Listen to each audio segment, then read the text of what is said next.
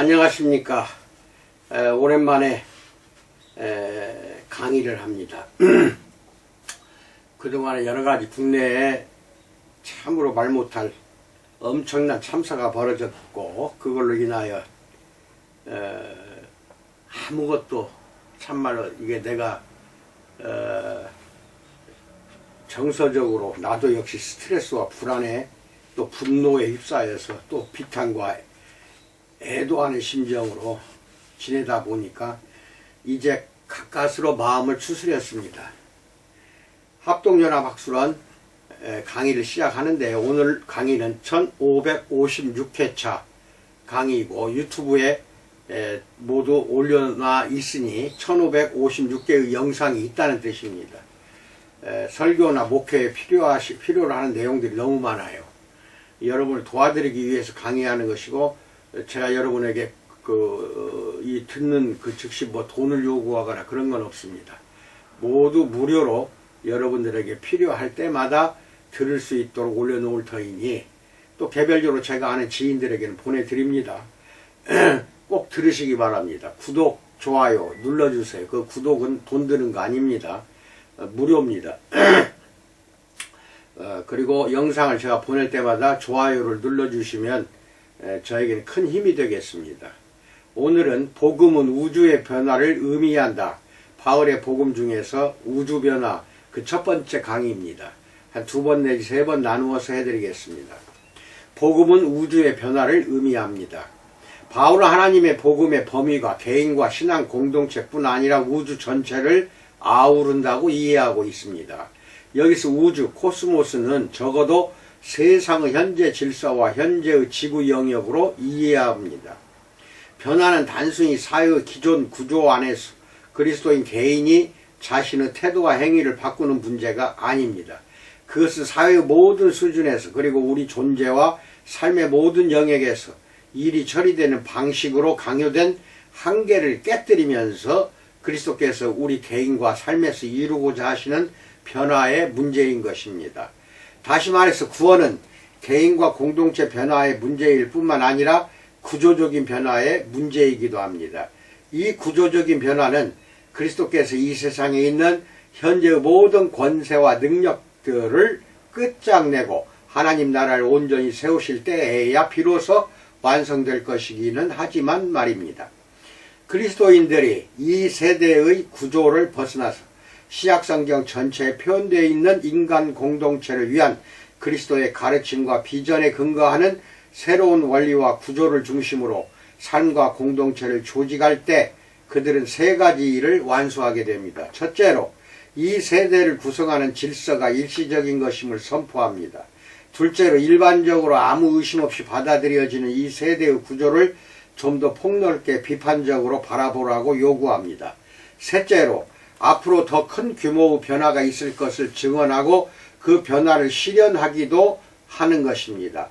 비록 암시와 맛보기 방식으로만 가능하지만 말입니다.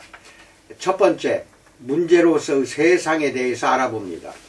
복음이 어떻게 세상에 영향을 주고 신자들이 세상에 대응하도록 그들을 어떤 위치에 두는지는 이것에 대해 바울이 이해한 내용을 이야기할 때 세상이라는 단어의 의미를 탐구하는 것은 언제나 중요합니다.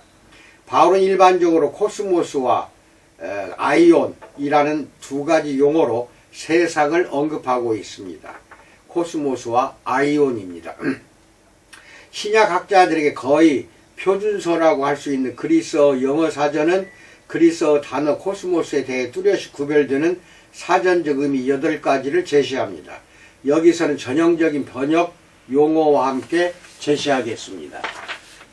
1. 장식품으로 아름답게 하는 것.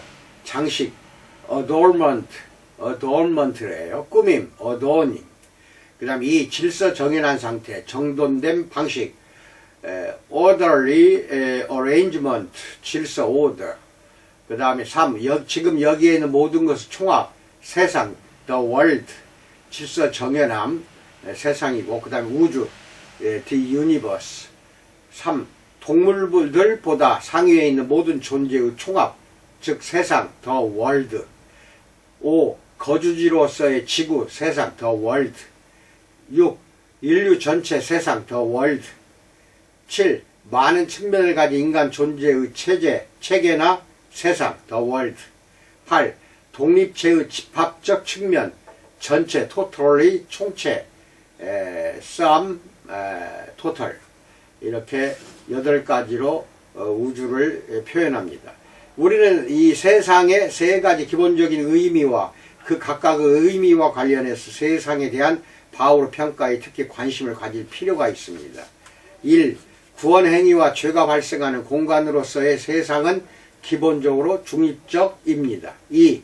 사회에 태어남으로써 사람들이 물려받는 우선순위, 논리, 경계, 관습의 체계로서의 세상은 하나님의 목적과 비전에 본질적으로 적대적이다. 3. 그곳의 거주자를 가리키는 환유어로서의 세상.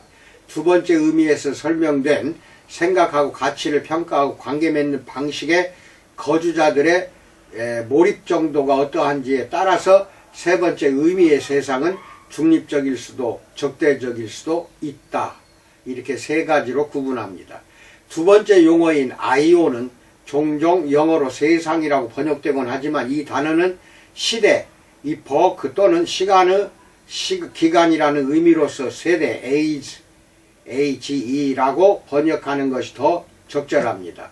특히 이 용어는 바울이 만물의 타락과 회복 사이의 현재 우주 상태를 의미할 때 사용하는 이 세대와 바울이 하나님 나라의 새로운 존재 질서를 가리킬 때 사용하는 앞으로 올 세대 사이의 명시적이거나 암시적인 대조를 표현하는 상황에서 자주 사용됩니다.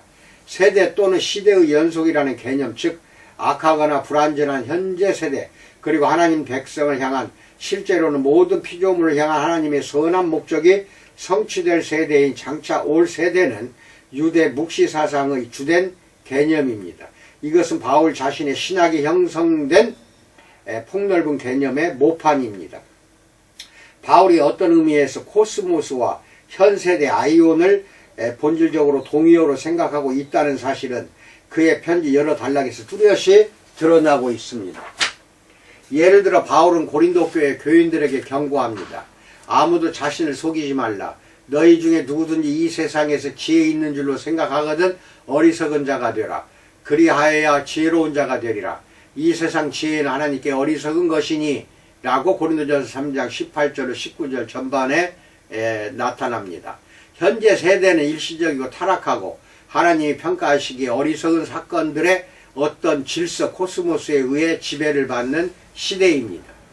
고린도전서 앞부분에서 바울은 이 세대의 논리, 가치, 계급, 계층, 우선순위가 우리를 둘러싼 시스템으로서 세상에서 활동하고 있으며 이것이 문제가 됨을 인식하고 있습니다.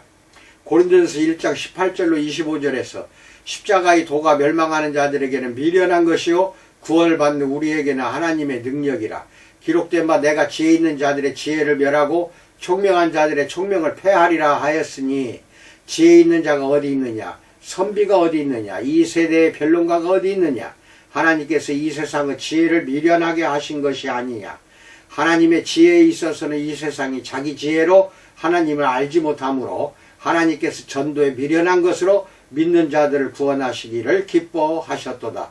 유대인은 표적을 구하고 헬라인은 지혜를 구하나 우리는 십자가에 못 박힌 그리스도를 전하니 유대인에게는 거리끼는 것이요 이방인에게는 미련한 것이로되 오직 부르심을 받은 자들에게는 유대인이나 헬라인이나 그리스도는 하나님의 능력이요 하나님의 지혜니라. 하나님의 어리석음이 사람보다 지혜롭고 하나님의 약하심이 사람보다 강하니라 라고 말하고 있습니다. 또한 고린도전서 3장 18절로 19절 전반부에서 아무도 자신을 속이지 말라. 너희 중에 누구든지 이 세상에서 지혜 있는 줄로 생각하거든 어리석은 자가 되라. 그리하여야 지혜로운 자가 되리라. 이 세상 지혜는 하나님께 어리석은 것이니라고 말합니다. 이 비판의 핵심은 이 세대의 사회에 작용하는 시스템 저변에 깔려 있으면서 그 시스템을 강화하는 지혜와 하나님에게서 나오는 지혜 사이의 근본적인 단절입니다. 전자는 하나님의 터가 아닌 곳에 실제로 하나님의 터와 부합하지 않는 터 위에 세워졌습니다. 세상의 지혜로 말미암아 생기를 얻는 사회들은 다 우상을 숭배하는 사회들이며 하나님에게서 멀리 떠나 있다는 사실을 예로 듭니다. 이 주제를 좀 더 발전시킨 진술은 로마서 1장 18절로 32절에 등장하는데, 이 말씀은 이방인의 신앙심과 관습과 관련해서 헬라적 유대 사상을 기반으로 합니다. 예를 들어 지혜서 13장 1절로 9절, 14장 22절로 31절을 보십시오. 하나님의 계시의 중심인 십자가, 고린도전서 1장 18절, 22절에서 24절은 세상 지혜의 문제점을 효과적으로 밝히 드러냅니다. 이 지혜에 따르면 예수님은 수치스러운 패배자, 처형당한 범죄자, 무명인, 실패자로 간주됩니다. 하지만 하나님의 평가에 따르면 예수님은 하나님께서 모든 살아있는 존재들 위로 높여주신 의인이십니다. 예수님이 순종하심으로 하나님의 선한 목적이 성취되었습니다. 예수님은 최고의 은인으로서 다른 사람들을 대신하신 그의 죽음으로 말미암아 모든 사람이 그분의 은혜를 입었으며, 고린도후서 5장 15절, 하나님의 경륜 안에서 예수님은 가장 큰 영광을 얻으십니다. 그리스도의 십자가는 토라와 장면으로 부딪혀서 토라에 엄청난 손상을 가했습니다. 갈라디아서 3장 10절로 14절 보세요. 십자가는 세상의 지혜와 정면으로 부딪혀서 마찬가지로 엄청난 손상을 입혔으며, 세상의 지혜가 제한되고 폐쇄적이고 일시적인 시스템 밖에서는 공허하며 어리석은 것임을 보여주셨습니다. 고린도전서 1장 19절로 20절. 더욱이 구원과 영광에 이르는 길은 세상의 지혜가 아니라 하나님의 지혜를 기반으로 삼아 사람들을 품는 것과 관련됩니다. 이 맥락에서 마가복음에 기록된 예수님 말씀을 떠올리지 않을 수가 없습니다. 마가복음 10장 42절로 44절에서 예수께서 불러다가 이르시되 이방인의 집권자들이 그들을 임의로 주관하고 그 고관들이 그들에게 권세를 부리는 줄을 너희가 알거니와 너희 중에는 그렇지 않을지니 너희 중에 누구든지 크고자 하는 자는 너희를 섬기는 자가 되고 너희 중에 누구든지 으뜸이 되고자 하는 자는 모든 사람의 종이 되어야 하리라 라고 말합니다. 세상의 지혜에 따르면 위대함 또는 앞섬은 다른 사람을 지배하는 힘으로부터, 그리고 더 높은 사람을 섬기기 위한 다른 이들의 자원함이나 묵인으로부터 나옵니다. 이 세대의 구조와 시스템은 가치와 힘에 대한 이런 핵심적인 확신을 기반으로 합니다. 힘, 지위, 권세, 가치의 서열을 말하기 위해 위와 아래, 이상과 이하와 같은 단어의 비유적 용례에는 이 문제와 관련하여 세상 지혜의 내적이고 의심의 여지없는 논리가 압축되어 있습니다. 그러나 이것은 하나님의 지혜에서 역전되었습니다. 최대한 다른 사람의 종이 되려는 사람이 첫째가 됩니다.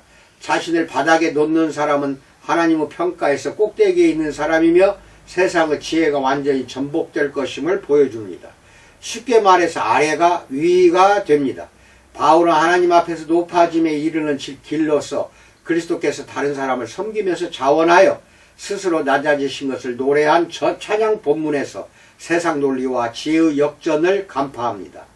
바울은 그리스도를 따르는 사람들에게 이것을 본보기로 빌립보서 2장 1절로 11절에서 추천하고 있습니다.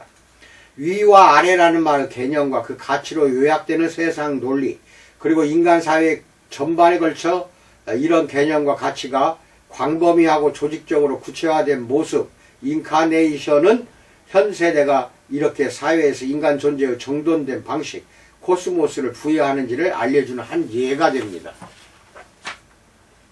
그러나 현재 세대의 정돈된 방식은 바울이 스토케이아 투 코스모, 스토케이아 투 코스무, 갈라디아서 4장 1절로 11절, 골로새서 2장 8절 20절로 22절에서 말한 것에 인간들을 사실상 노예로 예속시킵니다. 스토이케이아 투 코스무는 번역은 고사하고 이해하기도 어려운 개념입니다. 하지만 스토이케이아와 그것이 인간과 인간 공동체에 미치는 영향은 우주의 잘못된 부분과 그리스도께서 해결하려 오신 문제의 중요한 측면인 것이 분명합니다. 갈라디아서 4장 1절로 5절, 8절로 11절에서 내가 또 말하노니 유업을 이을 자가 모든 것의 주인이나 어렸을 동안에는 종과 다름이 없어서 그 아버지가 정한 때까지 후견인과 청지기 아래에 있나니 이와 같이 우리도 어렸을 때 이 세상의 초등 학문 스토이케이아 투 코스무 아래에 있어서 초등학문을 말합니다. 종로로 다했더니 때가 차매 하나님이 그 아들을 보내사 여자에게서 나게 하시고 율법 아래에 나게 하신 것은 율법 아래에 있는 자들을 속량하시고 우리로 아들의 명분을 얻게 하려 하심이라. 그러나 너희가 그때에는 하나님을 알지 못하여 본질상 하나님이 아닌 자들에게 종로로 다했더니 이제는 너희가 하나님을 알 뿐 아니라 더욱이 하나님이 아신 바 되었거늘 어찌하여 다시 약하고 천박한 초등학문 스토이케이아로 돌아가서 다시 그들에게 종로를 하려 하느냐. 너희가 날과 달과 절기와 해를 삼가 지키니 내가 너희를 위하여 수고한 것이 헛될까 두려워하노라 라고 말합니다. 또한 골로새서 2장 8절 또 20절로 22절에서 누가 철학과 헛된 속임수로 너희를 사로잡을까 주의하라. 이것은 사람의 전통과 세상의 초등학문 타 스토이케이아 투 코스무를 따름이요 그리스도를 따름이 아니니라. 너희가 세상의 초등학문 타 스토이케이아 투 코스무에서 그리스도와 함께 죽었거든 어찌하여 세상이 사는 것과 같이 규례에 순종하느냐. 곧 붙잡지도 말고 맛보지도 말고 만지지도 말라 하는 것이니 이 모든 것은 한때 쓰이고는 없어지리라. 사람의 명령과 가르침을 따르느냐. 그것들은 다만 사람의 명령과 가르침에 불과하다라고 말씀합니다. 이 스토이케이아 투 코스무는 무엇인가? 스토이케이아라는 용어는 한 줄로 세운 일련의 사물들을 의미할 수 있습니다. 그래서 알파벳을 가리킬 수도 있고 어떤 학문의 입문, 첫걸음이라는 의미로 확장될 수 있으며 심지어 하나님에 대한 반역으로 형성된 인간적이고 제도적인 논리의 기초를 뜻하기도 합니다.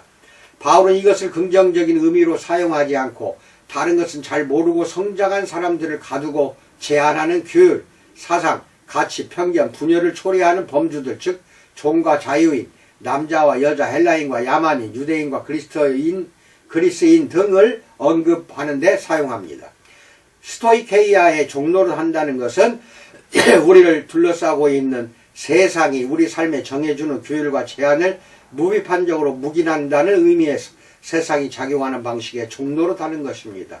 1세기와 그 이전에 스토이케이아 투 코스무라는 어구에 가장 적합했던 의미는 자연세계를 구성하고 있다고 믿었던 그 당시의 요소들, 즉 흙과 물, 공기, 불이었습니다.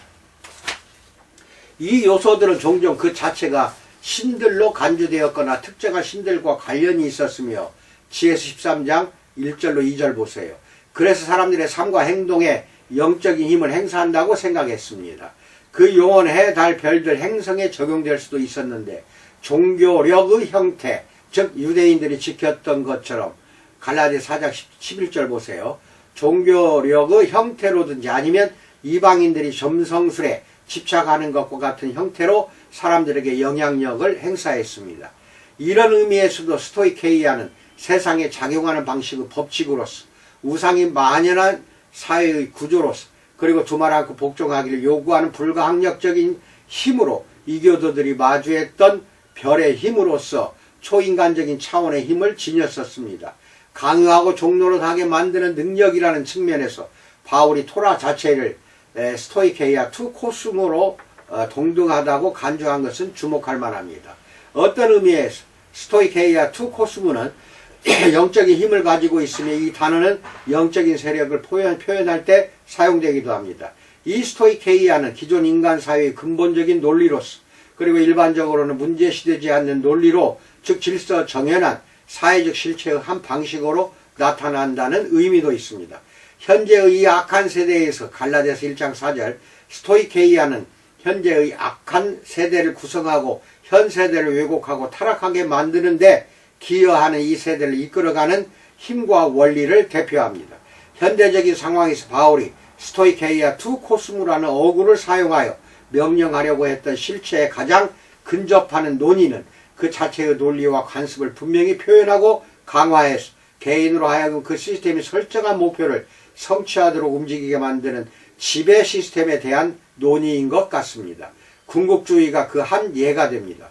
우리는 국가가 능력 있는 군대를 보유해야 하며 국가의 안보는 군대를 유지하고 군대의 목표 예컨대 현존하는 다른 나라 군대보다 전략적인 우월성을 유지하기를 이루는 일에 사회 자원의 중요한 부분을 투자하는 것에 달려있다는 생각을 무비판적으로 받아들이고 이것을 당연시합니다. 우리는 국내에서든지 국외에서든지 국가 이익을 보호하기 위해서라면 폭력을 사용하는 것도 평화와 안녕을 추구하기 위한 합리적인 전략이라는 입장을 매우 무비판적으로 취하고 있습니다. 우리나라에 군대가 없다면 어떨지, 전쟁을 수행할 능력을 유지하기 위해 우리가 쏟아붓고 있는 자원들을 이용해서 국내에서나 해외에서 어떤 선한 일을 이룰 수 있을지, 이런 문제에 대해서 우리는 감히 생각하지 못합니다. 결국 이제 나는 모든 나라가 군사 조직을 가지고 있는 세상에서는 군사 조직을 해체하는 것이 가능하지 않다는 것을 인정할 수밖에 없습니다. 하지만 이 사실은 군국주의가 인간의 상호작용에 관해 그 자체의 논리와 규율을 부과하고 합리적인 자원 사용에 관해 그 자신이 우선순위임을 그 국민에게 강요하는, 저절로 계속되고 스스로를 유지하는 시스템이 되었다는 나의 요지를 강화하는 데 도움이 될 뿐입니다. 그리고 그 논리와 그 규율과 그 우선순위는 분명히 하나님이신 예수 그리스도의 논리와 규율과 우선순위가 절대로 아닙니다. 다른 초기 그리스도인들과 함께 바울은 그 문제, 즉 그리스도께서 그 문제로부터 무리를 해방시키셨다가 개인적인 죄보다 크며 심지어 집단의 행동보다도 크다는 사실을 이해합니다. 그 문제는 전체에 영향을 주고, 그 문제는 인간 사회에 스며들고, 그 문제는 초자연적인 힘으로 인간과 맞서고 인간을 지배해야 합니다. 바울은 다소 신화적인 용어로서 하나님의 통치에 거슬러 작용하는 권세들과 하나님의 통치에 자신을 맞추려는 사람들에 대해서 언급합니다. 에베소서 6장 12절에서 우리의 씨름은 혈과 육을 상대하는 것이 아니요 통치자들과 권세들과 이 어둠의 세상 주관자들과 하늘에 있는 악의 영들을 상대함이라 라고 말합니다. 이 세상 주관자들은 인격을 가진 실체가 아닐 수도 있습니다. 개인을 능가하는 세력이며 어떤 점에서는 개인적인 선택이나 심지어 상상력까지 속박하는 초사회적인 세력인 그 권세들을 그럼에도 불구하고 개인이 직접 부딪혀야만 합니다. 아멘. 이상입니다. 2022년 오늘이 11월 15일입니다. 이태원 참사가 일어난 지 약 2주가 지났는데, 이번에 들어선 정권은 무속 정권이라고 해도 과언이 아닙니다. 즉 우상을 숭배하는 정권이라고도 말할 수가 있습니다. 참으로 개탄스럽습니다. 그런 정치 지도자들 밑에서 우리가 있다는 그 자체만으로도 스트레스가 아닐 수가 없고 분노하지 않을 수가 없습니다. 추종하거나 맹목적으로 그들을 위해서 일하지 마시기 바랍니다. 언제까지나 정해진 법률과 헌법은 지키되 그들의 참으로 우리에게 스트레스 주는 여러가지 행위와 언행 또는 일처리하는 방식 자체는 우상의 말을 듣고 하고 있기 때문에 우리가 절대로 그걸 추종하거나 그 말을 듣거나 복종하거나 순종해서는 절대로 안 된다고 나는 생각합니다. 2000년 전 바울 사도도 똑같은 생각이었으리라 나는 보고 있습니다. 여러분이나 내가 참으로 영적으로 잘 분별하는 시대에 지금 봉착해 있다는 것, 그리고 하나님은 이 우주를 완벽하게 자신의 뜻대로 변혁시키고 변화시킨다는 것도 믿기 바랍니다. 지금 이 세상의 지배윤리는 하나님의 지배윤리가 절대로 아닙니다. 그것만 믿기 바랍니다. 감사합니다.